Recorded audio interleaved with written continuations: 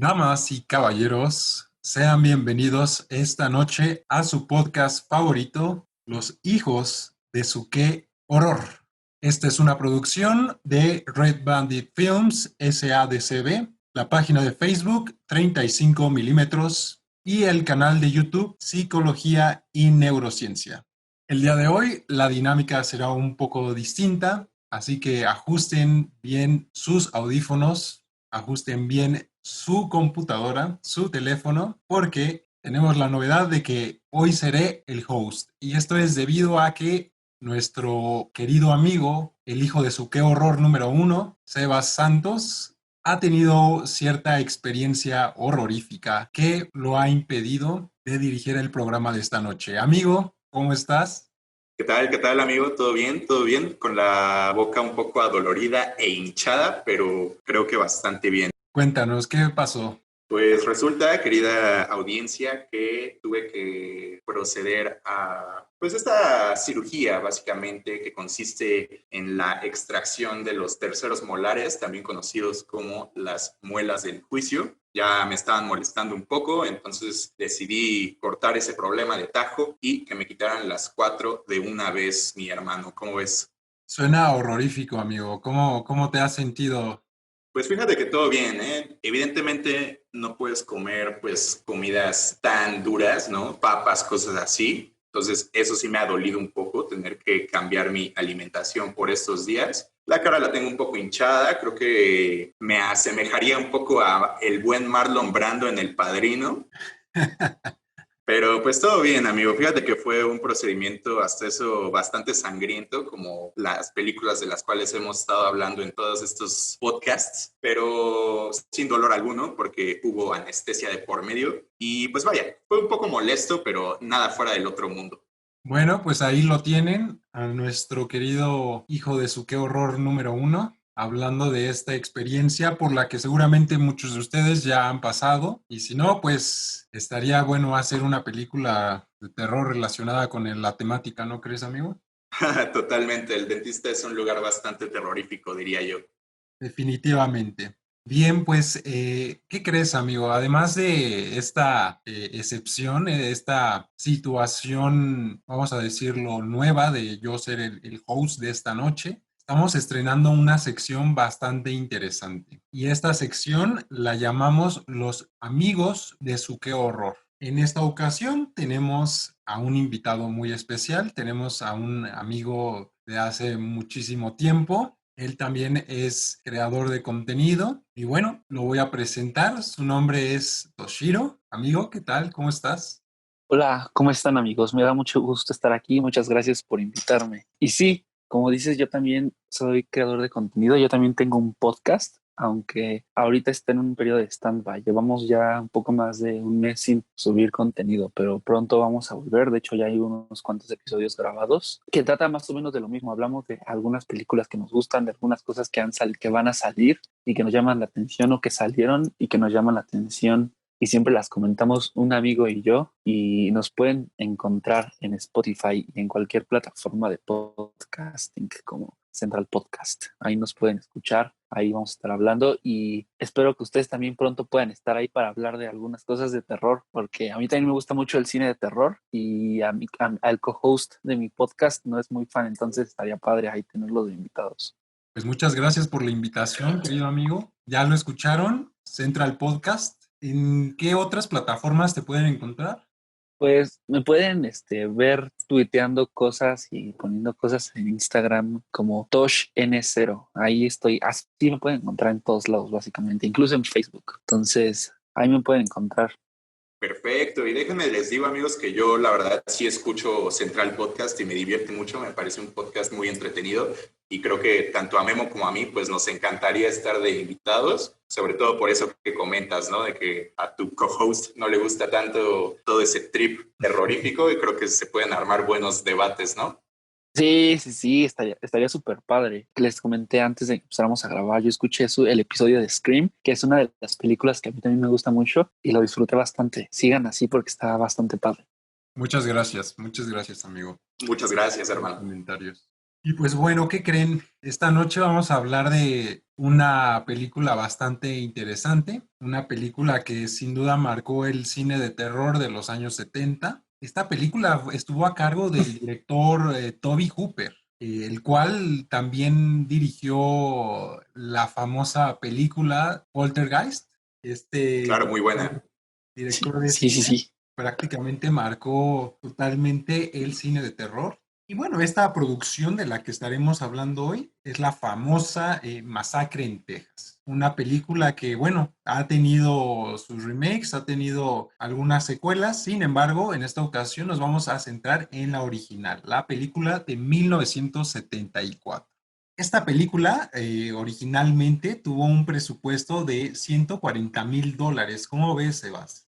Sí, un presupuesto muy, muy bajo. En el episodio anterior se nos olvidó mencionar que estaríamos hablando de esta película, entonces discúlpenos, fue mala nuestra, pero creo que es todo un clásico, precisamente de todos estos slashers de los cuales hemos estado hablando en episodios anteriores, todos están de alguna forma influenciados por esta película porque fue la primera, si bien ya se había visto pues algo parecido al slasher en películas como Peeping Tom o como Psicosis de Alfred Hitchcock. Nunca habíamos tenido lo que es el slasher realmente, que es este asesino enmascarado, acechando gente, ¿no?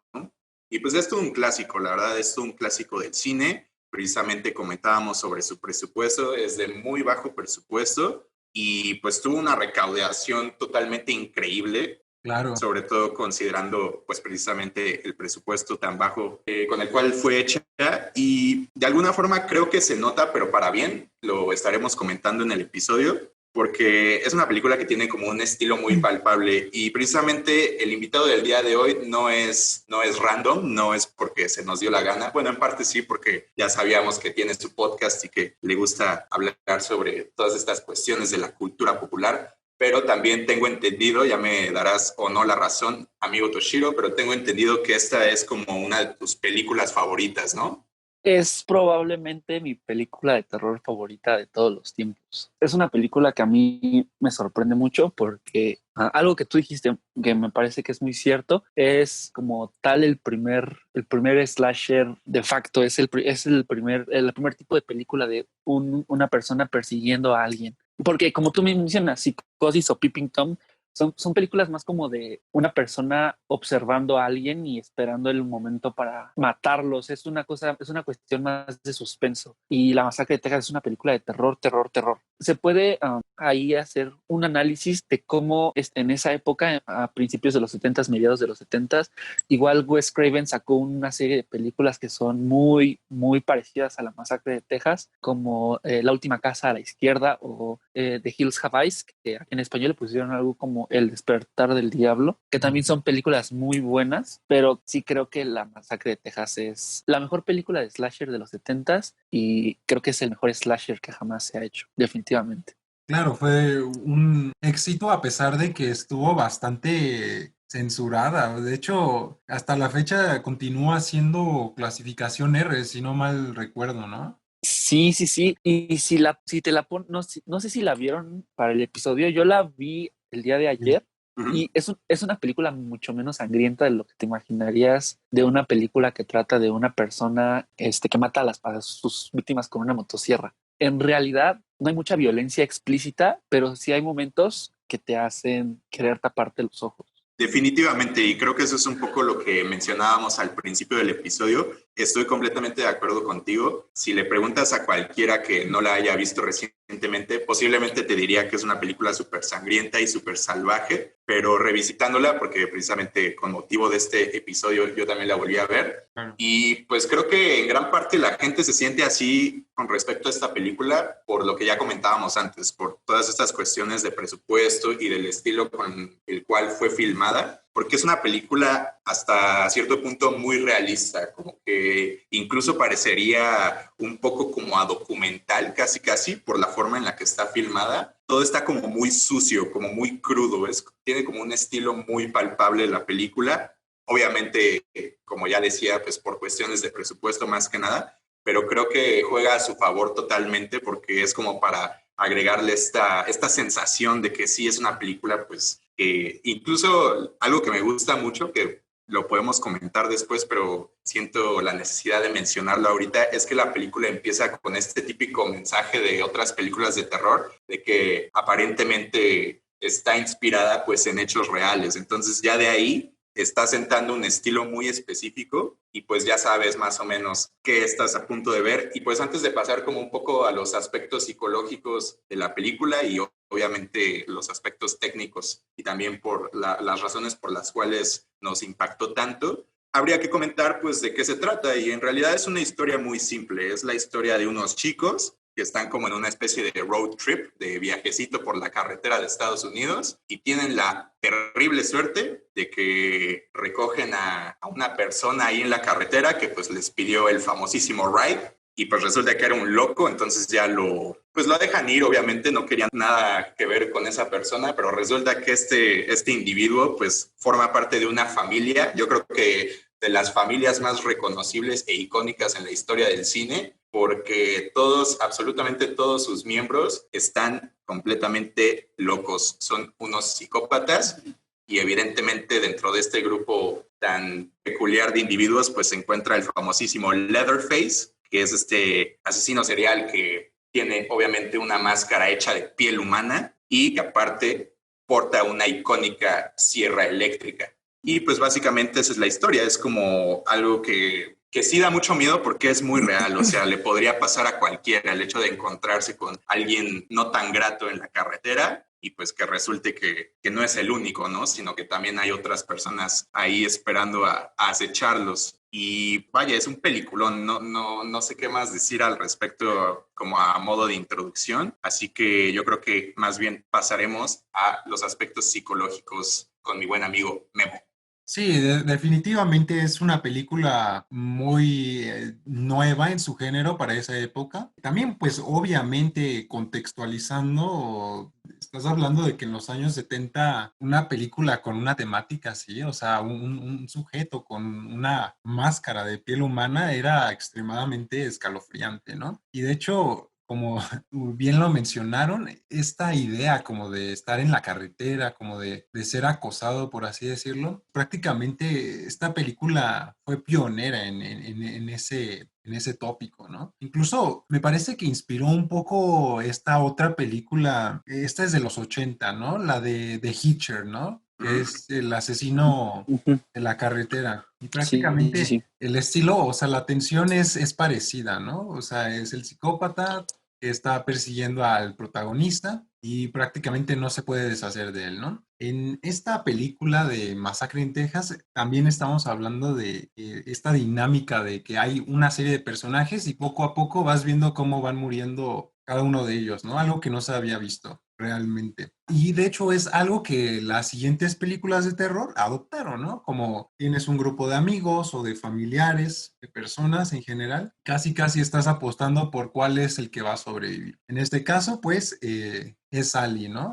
Que es prácticamente la protagonista. En cuestión psicológica, pues es una película bastante valiosa porque pues prácticamente retrata lo que es la dinámica de una familia psicopática, ¿no? La familia Sawyer, como la describen en esta película, pues es una familia prácticamente funcional, entre comillas, en el sentido de que lo que los une o los vincula, pues es esta misión, este deseo por matar, ¿no? Incluso este sadismo, este canibalismo que practican, pues es muy marcado, es el tema principal de la película. Un tema bastante interesante es cómo la maldad se va heredando de generación en generación, ¿no? En la película te ponen, por ejemplo, al abuelo, ¿no? El abuelo se supone ya llevaba, no recuerdo cuántos años vivo, me parece que más de 90 años, y eso era gracias a que consumía la sangre de las víctimas, ¿no? Pero prácticamente te da a entender que la maldad viene desde el abuelo, o sea, es el abuelo y los hermanos de Leatherface los que prácticamente dirigen o manipulan esta serie de asesinatos. Prácticamente el que ejecuta todo, pues es Leatherface. Podría decirse que es incluso la marioneta de toda la familia. En efecto, es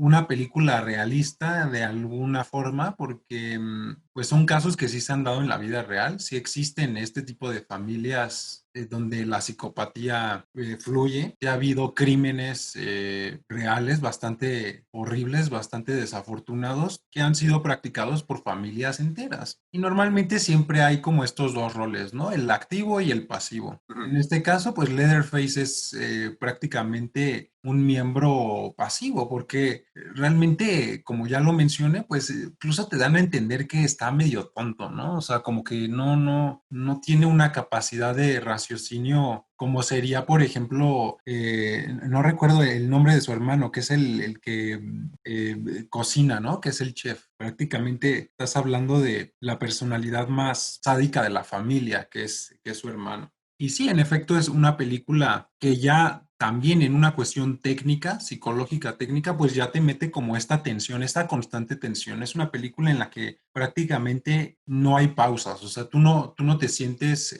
tranquilo en ningún momento, porque constantemente la película te estimula para que tú sientas como este terror. Incluso la música en algunos momentos, la iluminación es muy buena, ¿no? No sé ustedes qué piensen, pero la iluminación, o sea, estos momentos como de oscuridad, la casa, bueno, la mansión más bien, tiene muy buena iluminación y creo que se jugó bastante bien la producción en ese sentido.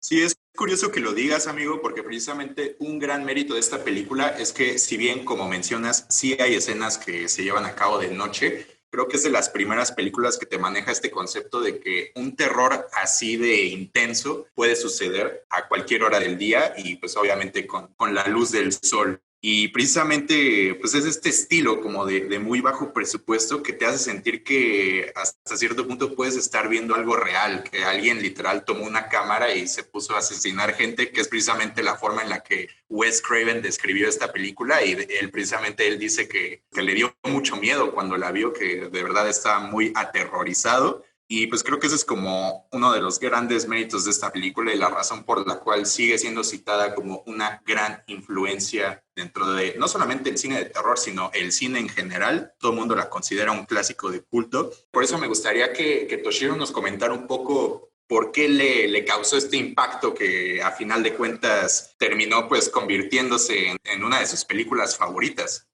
Creo que tiene que ver mucho con la edad, a la edad a la que la vi. Yo la vi a los 12 años y ya viéndolo en retrospectiva creo que no es una muy buena edad para ver esta película porque legítimamente es una película que da mucho miedo. Es una película que ya va a cumplir 50 años y muchas veces películas que ya tienen cierto tiempo que sucedieron, la verdad es que no dan mucho miedo. Si tú ves ahorita Psicosis o si tú ves ahorita incluso El Exorcista, la verdad es que no tienen tanta efectividad a la hora de dar miedo como lo da La Masacre de Texas. Algo que dijo Guillermo que me parece muy cierto es que la familia es súper creepy. O sea, yo que estaba viendo la película ayer y Uh-huh.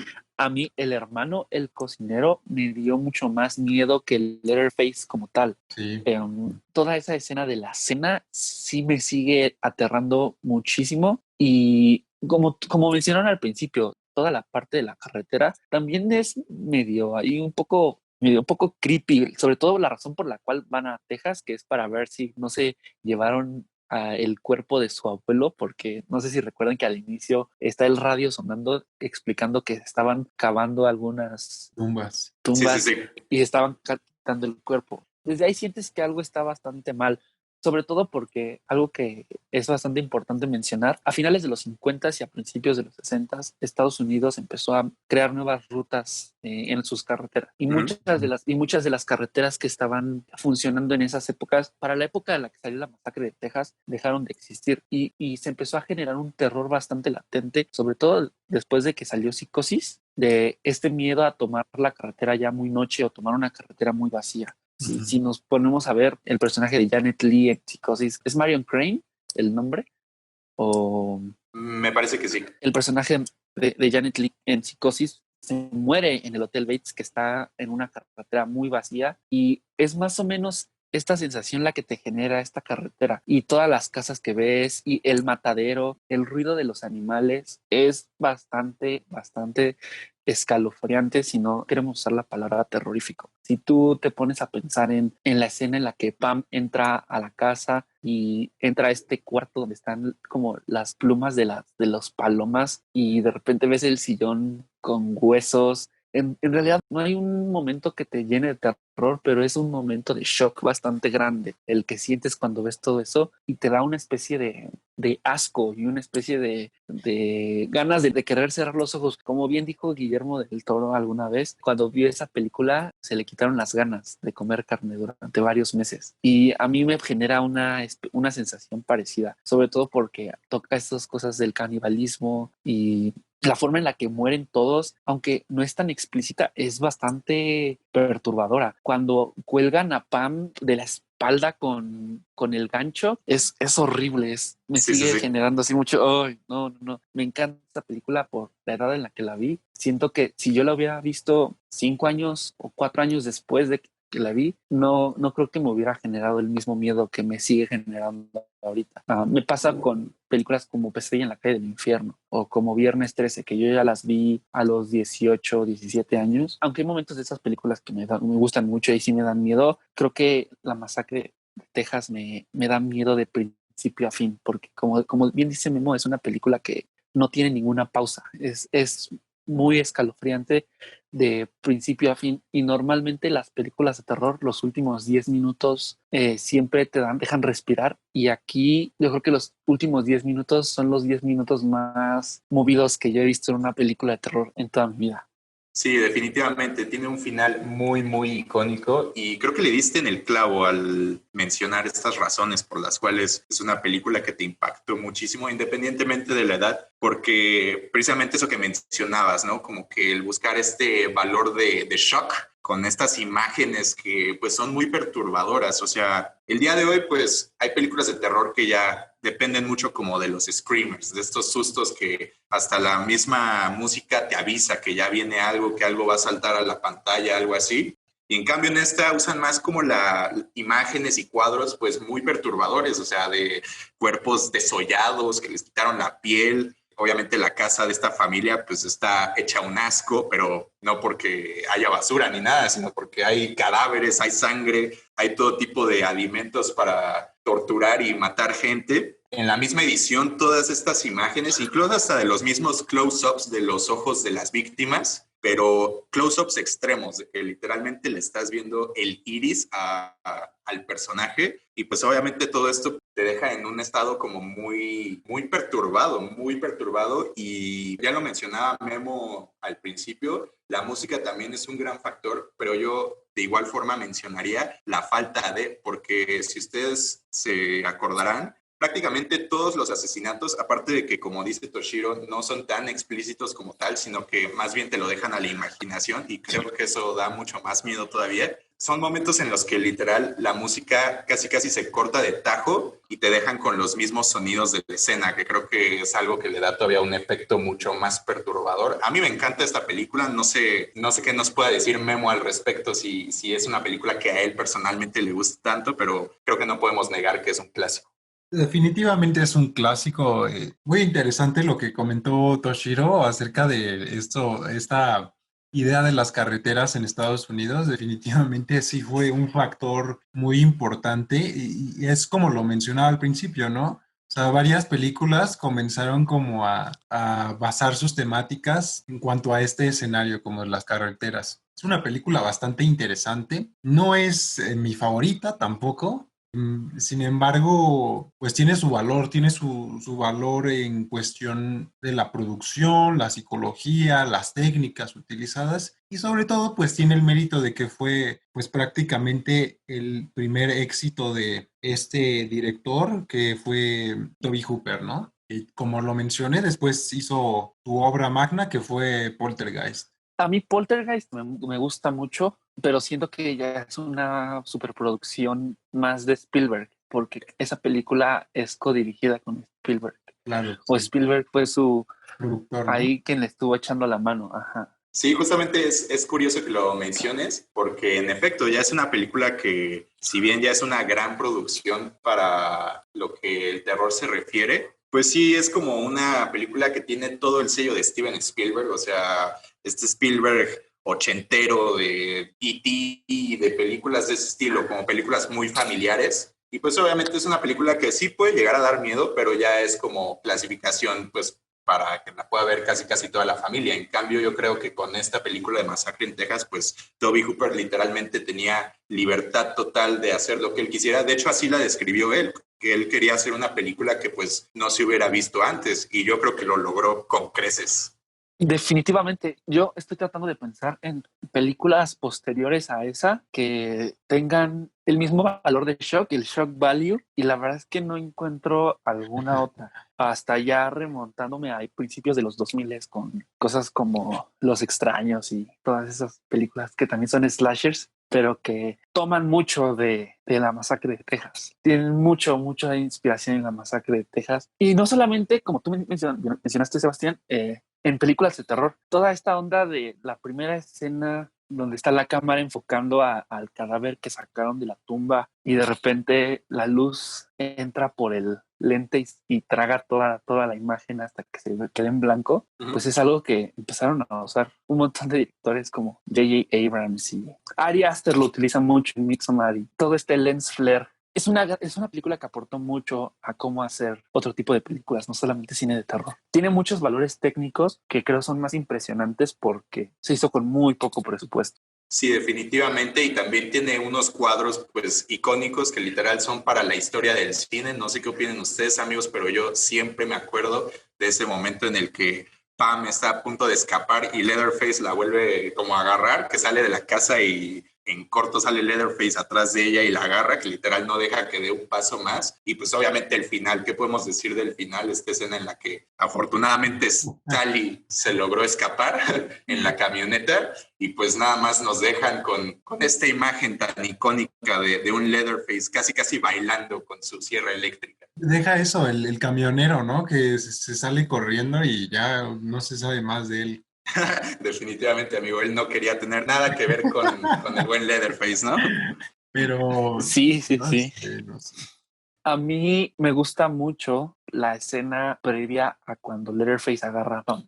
Cuando Pam está en el columpio y la ves de espaldas y la cámara va por abajo del columpio y te mete en un ángulo donde Pam se ve súper diminuta y la casa se ve gigantesca y Pam está caminando básicamente a su muerte. Esa escena es mi escena favorita en cualquier película de terror. Me parece que es un preámbulo perfecto a una gran muerte.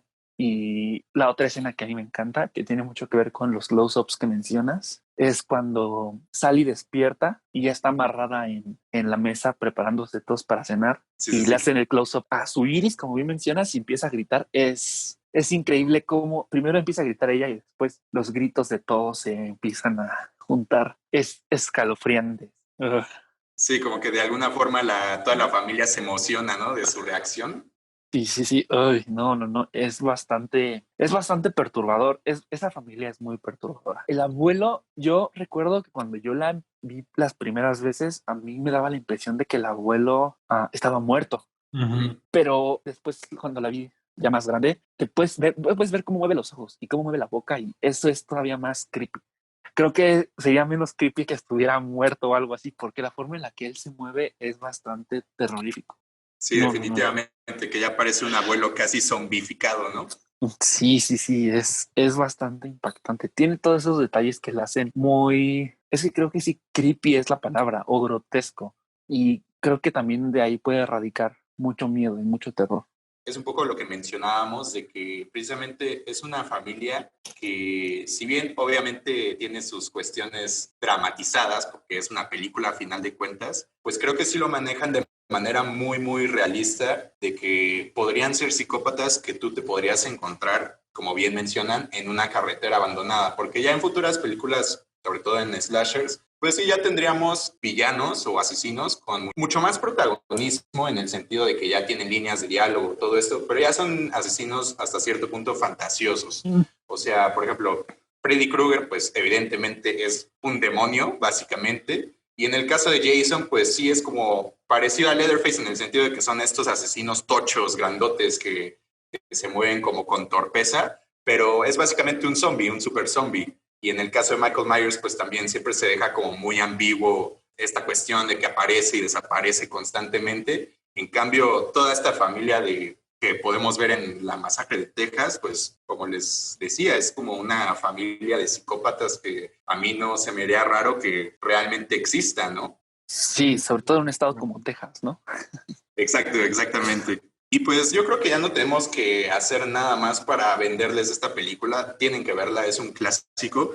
Y digo, lo mencionamos al principio del episodio. Nosotros nada más hablaríamos de la primera, de la original, la de 1974. Sin embargo, como pasaría con casi todas las películas slasher que vieron alguna especie de éxito en taquilla, pues vendrían secuelas, vendrían remakes, cosas así. La verdad es que por lo menos nosotros, los hijos de su qué horror, no se las podemos recomendar de buena fe porque ya no fueron buenas, pero no nos crean a nosotros, créanle a un super fan de esta primera película como lo es Toshiro. ¿Tú qué opinas de lo que se hizo después con la franquicia, amigo? La 2 es muy chistosa. De hecho, cuando ven el póster de la 2, es un homenaje a The Breakfast Club, a el Club de los Cinco. Y esta es muy chistosa. La 3 sí no la recomendaría yo para nada, pero tiene ahí unas cosas que les podría parecer interesantes. Sale Viggo Mortensen, por ejemplo, en la tercera película. Es por ahí el highlight, que es de las primeras películas donde salió Aragorn. Pero a mí los remakes que se hicieron a principios de los 2000, a diferencia de muchas personas, sí me gustan. Independientemente, y hablo no solamente de la masacre de Texas, hablo de todas las películas de esa época a las que se le hicieron remakes, me gustan mucho. Menos Viernes 13, el remake de Viernes 13 sí la verdad es que no me gusta mucho, pero Pesadilla en la calle del infierno, la del 2011-12, me gusta bastante. Y las Halloween de Rob Zombie, soy muy fan. A mí me gustaron más que la que salió hace 2 años o hace un año, no me acuerdo. Sí, pero sí. esas dos de Rob Zombie me gustan mucho. Y eso pasa con la Texas Chainsaw Massacre del 2013 con Alexandra Daddario. No me parece una muy buena película para nada, pero creo que de todas las que salieron después de la original, esa es la que valdría un poco más la pena ver, porque aparte es una especie de precuela y no hay jump scares y trata de mantener mucho el espíritu de la original, aunque la verdad es que no le sale muy bien. Pero si yo les dijera, vean una, la verdad es que les recomendaría que vieran la de 2013. Y va a salir una nueva, pero está ahorita en stand-by por el COVID. Ah, claro, claro. Sí, Pues pero sí esperemos que esté estoy muy buena. emocionado. Ojalá. Bien, pues no sé si quieran agregar algo más, amigos. Por mi parte es todo, amigo. Creo que, como bien dice Toshiro, si ustedes quieren ver los remakes, como pasó con algunas otras películas y sobre todo los villanos de estas películas o los asesinos, pues está interesante porque exploran de cierta manera un poco más la historia de trasfondo de todos estos asesinos y entonces eso te ayuda un poco más a comprender al personaje, pero bueno, creo que como ya lo escucharon, pues si van a echarse alguna de esas películas, pues échense la del 2013. Y pues yo creo que es todo, amigo. O sea, no puedo hacer suficiente énfasis en que literal sin esta película, obviamente la original del 74, no tendríamos ni Viernes 13, ni Halloween, ni Pesadilla en la calle del infierno, y cualquier otro slasher que ustedes me quieran decir, no existirían sin la influencia de la masacre de Texas. Sí, definitivamente. Y curiosamente, yo creo que la película que tiene más que ver con la masacre de Texas es curiosamente Scream, porque aunque Scream es mucho más meta, más bien Scream es una película súper meta. Sí. Es como tú bien mencionaste, Pesadilla en la calle del infierno es una cosa que definitivamente no podría suceder. Y Viernes 13 y Halloween siempre, conforme avanzaron las películas, se convirtió en una cosa ahí medio rara, aunque a mí me gusta mucho Halloween 3, es mi Halloween favorita, más que la Claro 1. que sí. Sí. Es buenísima, pero Scream es también una película muy campy, así como La Masacre de Texas. Es una película donde Scream tiene un espíritu más de Scooby-Doo. Sí. Tiene mucho a esta onda de que es una persona a la cual en realidad pues tú podrías matar fácilmente, Claro. no como a los otros. Y sobre todo, Wes Craven toma mucho de esa película y lo puedes ver en Scream, mucho en Scream. Entonces, sí creo que La Masacre de Texas es la película más importante en ese subgénero, definitivamente. Ya si ustedes consideran que otra sea mejor, es entendible, pero sí creo que es la más importante o es la pionera. Bien, sí, claro, definitivamente como se lleva el crédito por el hecho de que fue la pionera. Definitivamente, sin esa película no hubieran existido todas las demás sagas, varias de las que ya hemos hablado en este podcast, no existirían, ¿no? Sí, totalmente, amigo. Y precisamente, ¿por qué no les avisas a nuestra querida audiencia, a los queridos amigos de Su Qué Horror, nuestros futuros proyectos? Pues este mensaje a toda nuestra querida audiencia, estén muy atentos porque el siguiente episodio va a tratar precisamente de una de las películas más icónicas, una película que sin duda marcó una generación también. Estoy hablando de nada más y nada menos que Viernes 13. Ese es nuestro siguiente proyecto y por otro lado vamos a hacer un especial de Halloween, el cual, bueno, va a ser bastante interesante. Ya les comentaremos en el siguiente episodio de qué va a ir este especial, pero seguramente va a ser bastante entretenido y va a ser bastante interesante en cuanto a su contenido. Por otro lado, quiero agradecer a Toshiro por haber estado el día de hoy con nosotros. Creo que fue una serie de aportaciones bastante interesantes y sin duda Totalmente. nos va a gustar tenerlo en otras ocasiones en este podcast hablando de otras películas de terror y de otras temáticas relacionadas a el cine contemporáneo de suspenso, de thriller, en los cuales también él es bastante, bueno, podría decirse que es un experto, ¿no? No, solamente soy un super fan, pero muchas gracias por considerarme así. Y muchas gracias por invitarme. Y cuando quieran, igual ya les dije, en Central Podcast voy a planear algo de terror y estaría padre que estuvieran. Y ustedes cuando nada más manden un mensaje y yo estoy listo para aportarle aquí a Hijos de su Qué Horror. Perfecto. Muy bien. Pues bueno, por nuestra parte eso ha sido todo. Nosotros hemos sido Sebas, Toshiro y su servidor Guillermo y les deseamos unas buenas y horrorosas noches y vámonos que aquí espantan.